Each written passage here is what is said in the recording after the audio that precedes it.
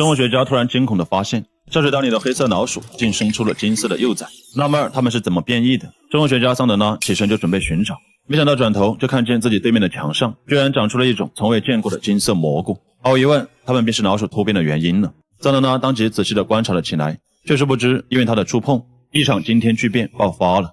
只见外界天空上乌云开始聚集，然后伴随着一阵刺耳的啸叫，乌云里金光闪过，紧接着数条遮天蔽日的羽翼就从金光里舒展开来。下一秒，一个庞然大物显露出了身形。难道地球被外星人入侵了吗？一时间，所有人都被吓坏了，恐慌的情绪开始蔓延。瑞典的政府高层立刻讨论对策，最后决定先疏散百姓。而很快，桑德拉就接到了男友打来的电话。男友语气急促地告诉桑德拉刚刚发生的事情，现在就要带她去乡下小屋躲避，要桑德拉赶紧出来。桑德拉懵了，立刻转身往外走去，因此丝毫没注意到自己身后的金色蘑菇亮了起来。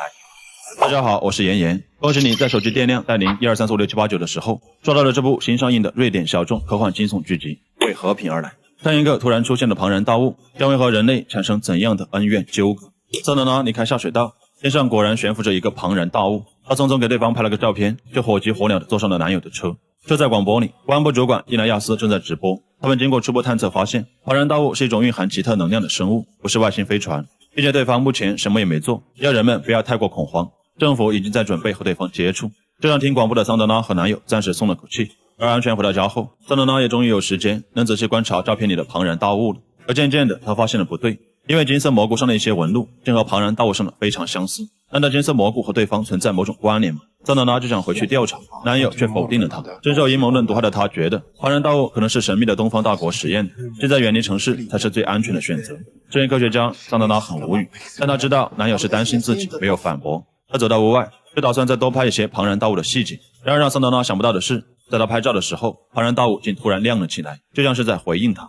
冥冥之中，桑德拉觉得自己的想法或许是正确的。为了解开这个真相，桑德拉决定第二天就出发返回城里。担心男友阻拦，桑德拉特意请了个大早，趁男友还在熟睡时悄悄出发了。他重新返回了金色蘑菇的位置，果不其然，他是对的，两者不仅存在关联，并且金色蘑菇还能替庞然大物传递信息。因为此刻墙上发光的金色蘑菇组成了一句话。桑德拉很激动，看来庞然大物降临地球并无恶意。同时，桑德拉想到，既然金色蘑菇和庞然大物关系密切，那通过研究蘑菇的成分，或许就能弄清楚庞然大物的组成。说干就干，桑德拉当即取了一些蘑菇，然后将其中一朵放在了显微镜上。随着他将蘑菇划开，一种金色液体流了出来。经过分析，这种液体 70% 的成分是氢元素。桑德拉非常激动，地球上所有的生命都是以碳元素为骨架构成的碳基生命，氢由于无法形成复杂骨架，所以现实生物学通常不认为存在氢基生命。而现在这个氢含量 70% 的庞然大物却可能颠覆这一传统认知。而就在桑德拉正兴奋时，男友打来了电话。他猜到桑德拉是去研究蘑菇的，不过他并没有责怪，而是催促桑德拉赶紧回家，因为政府已经在城里驻扎导弹部队，即将在2个小时后和庞然大物开战。桑德拉慌了，却不是担心自己的安全，而是想到如此大的氢基生命爆炸，整个城市都将夷为平地。猜测是政府不知道庞然大物是和平的，才导致的误判。所以桑德拉决定把自己掌握的信息告诉政府，阻止这场战争。只是现在桑德拉还不知道的是，事情的发展远远没有这么简单。桑德拉紧赶慢赶来到了国安部大楼，可他没有许可，直接被拦在了门外。现在只剩1个小时，政府就要和庞然大物开战，桑德拉非常着急和无助。幸好关键时刻，国安部主管伊莱亚斯从大楼里走了出来。桑德拉看见，当即大声呼喊了起来。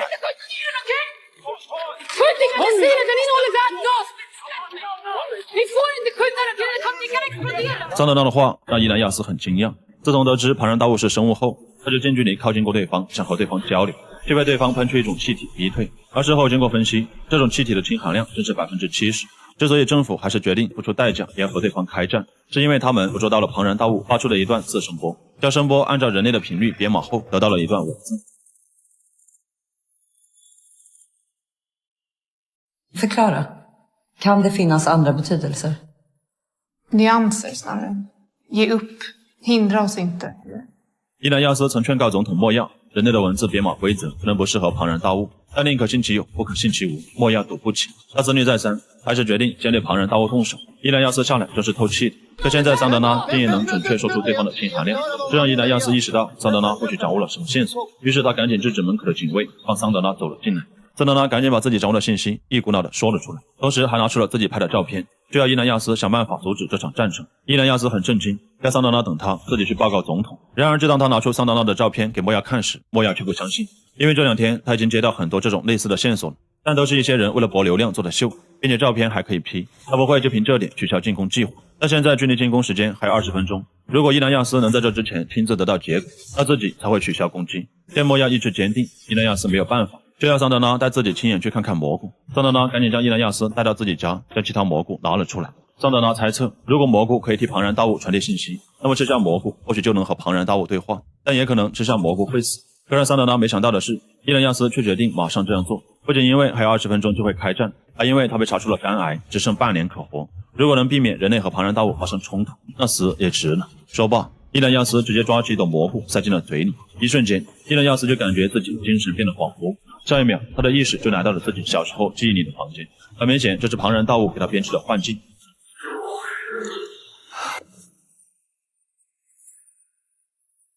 看到。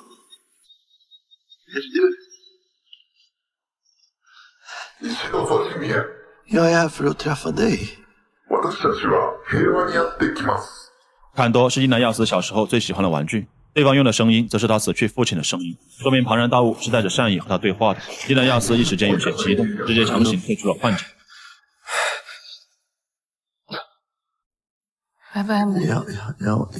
Det var bara borta en minut. Men vänta Elias。为了继续交流，伊南亚斯再次吃下一朵蘑菇。与此同时，总统办公室里，官员告诉莫亚一切准备就绪，行动即将在5分钟后开始。另一边，伊南亚斯也再次进入幻境。庞然大物继续说自己是带着和平而来。而这时，桑德拉眼见时间即将结束，于是对着陷入幻境的伊南亚斯喊话，要他告诉庞然大物，先不要继续待在城市上方，这会引发开战误会。最后，桑德拉还鬼使神差的报了一个无人森林的坐标，要庞然大物去那里。Okej, hör du vad jag säger? 16 grader och 25 875 minuter östligt. 25 875 minuter östligt. Du måste flytta dig. 東京16分25分、75秒。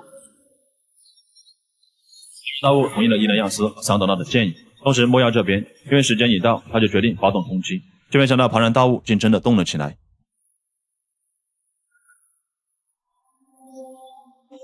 Om vi ska genomföra insats så är det nu. 而伊南亚斯也给他发来了消息。Stopp. Dra tillbaka orden. Vad är det som händer? Den flyttar sig till ny position. Avbryt! 阻止了人类和庞然大物的开战。桑德拉和伊南亚斯很高兴，同时庞然大物也抵达了坐标位置。第二天，桑德拉和伊南亚斯就朝这个地点赶去，想观察庞然大物在做什么。没想到对方竟然降生了一枚金色的发光巨蛋。桑德拉为什么会鬼使神差的报出一个坐标？庞然大物降落下一个金蛋的目的又是什么？人类和他之间会实现和平吗？好了，我是妍妍，我们下期不见不散。